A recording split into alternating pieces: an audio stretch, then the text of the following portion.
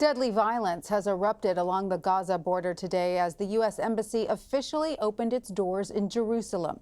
The move has been met with anger from Palestinians who see East Jerusalem as a future capital. More than 50 Palestinian protesters have been killed, including 6 children. But Israeli Prime Minister Benjamin Netanyahu is defending the country's action in Gaza, saying Israel has an obligation to defend the border. Noura Erakat is a human rights attorney, assistant professor at George Mason University, and a specialist in the Palestinian-Israeli conflict. She joins me now from Washington. Noura, thank you for being with us. Dozens have been killed in clashes along the border today. It's become the deadliest day of violence in the region since 2014. Israel has been criticized for its response. Can you explain why Palestinians are so outraged by the embassy move?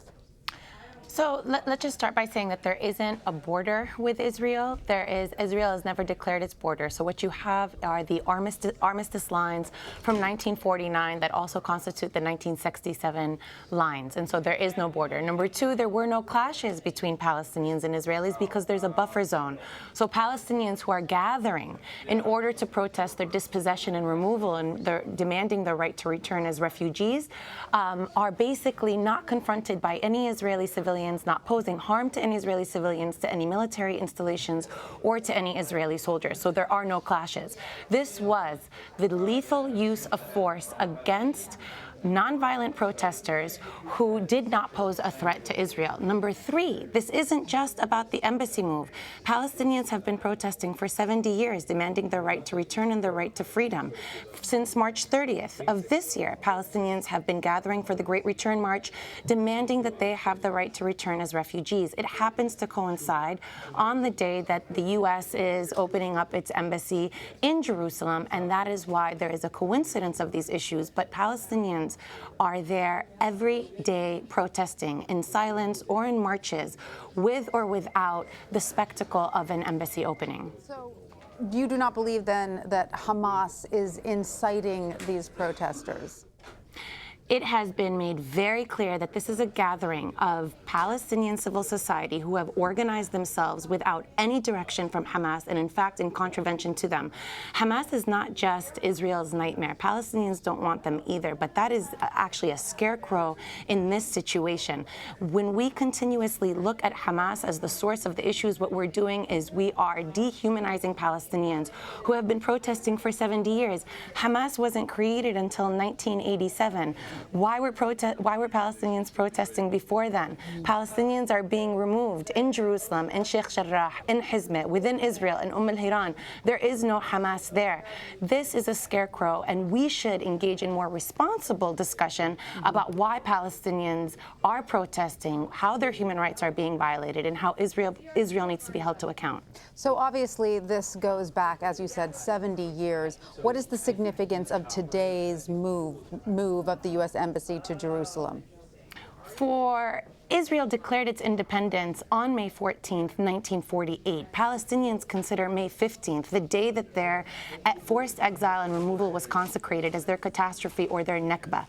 Unlike any other country where refugees are given the right to return, Israel has prohibited the Palestinian refugees from the right to go back to their own homes because it explicitly does not want to disrupt a Jewish demographic majority. It wants to enshrine a racial, religious supremacy, and the mere presence of Palestinians would upend that. Now, already on the ground, there is a situation of de jure apartheid, but the return of refugees would make that more obvious because Israel does not want to absorb Palestinians into its citizenry because it would make it even more blatant and instead enshrines a policy of apartheid to exclude them from any benefits while it continues to regulate their lives. Now, just to get back to the issue of Hamas for a moment, I know you say that many Palestinians reject Hamas as well, but it does control Gaza and is helping to organize some of the organizations, and it has declared its intention to destroy Israel. So does Palestinian leadership need to acknowledge the right for Israel to exist in order to achieve peace? Do you think peace will come through a two-state solution? Do you know, I think your viewers should know, that Palestinians, the Palestinian National Council, recognized Israel's right to exist in 1988 and declared that Palestine will have an independent state in the West Bank and Gaza since 1988. They agreed to this again in 1993. This is an old situation. The only entity that does not want Israel's state within the 1967 borders is Israel itself, because it wants the entirety of the land between the River Jordan and the Mediterranean Sea. It has obviated a sovereign Palestinian state. It is the source of dysfunction. Netanyahu has said numerous times there will never be a Palestinian state. When he says that, he's basically saying there's no two-state solution. It's really odd then that we go back and put the blame on Palestine for what Israel has torpedoed as the best way to ensure its exclusive sovereignty.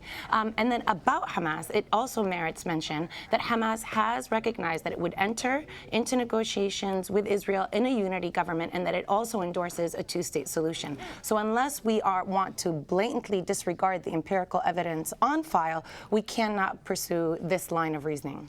What would you suggest then at this point, Palestinians do going forward? In Jared Kushner's speech at the opening of the embassy, he said, and this is his opinion, Palestinians participating in the Gaza border protests are, quote, part of the problem and not part of the solution. What is your response? What should Palestinians do?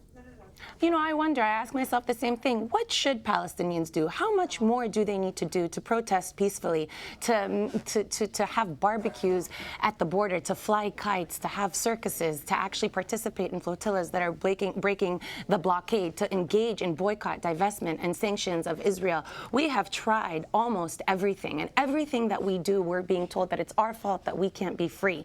That's the problem. It's almost like telling Black Americans, you can't be free unless you just capitulate and stop protesting and stop demanding equality and stop demanding freedom, as if it was MLK's fault for crossing the bridge in Selma and not the fault of white supremacy that was subjugating a population unreasonably, cruelly, immorally. So my question is, what will it take for the international community to finally respond and say how many poor Palestinians need to be killed? 6 children were killed today. 108 Palestinians have been killed since March 30th. How many more decades do they need to endure this subjugation before there is a shift in this unreasonable status quo?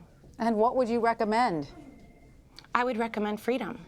I would recommend a world that is the exact opposite of what Trump and Netanyahu are driving us into, which is a series of garrison states of exclusive, explicit, racial, religious supremacy. I would engage in a world where we actually believe that all humans are created equal, where we're actually engaging in a universalist vision, where all of us, it's all of us or none of us, where there is room for everybody, and that's what Palestinians are demanding. And who would you say demanding? But who would you say is the leadership that should negotiate this? I mean, Palestinian leader Mahmoud Abbas has now said... Negotiate what? Negotiate what? The Palestinians have been negotiating for 25 years. And in every series of negotiations, what has been offered to them, if you study the text, what has been offered to them is a series of autonomous regions where they don't exercise sovereignty. They are being given the choice of how to decorate their prison cells. They are not being given the choice to be free. If Palestinians want to negotiate, they said in 1988, we recognize Israel. We just want a state alongside Israel. That wasn't in contest. The only impediment to that realization has been Israel itself. So why don't we start shifting the conversation and ask Israel why it doesn't want to negotiate with Palestinians, why it doesn't want to recognize their right to exist, why it wants to maintain a supremacist regime that provides racial benefits based on religion rather than on human existence. Noura Erakat, thank you so much for your time today. Thank you for having me.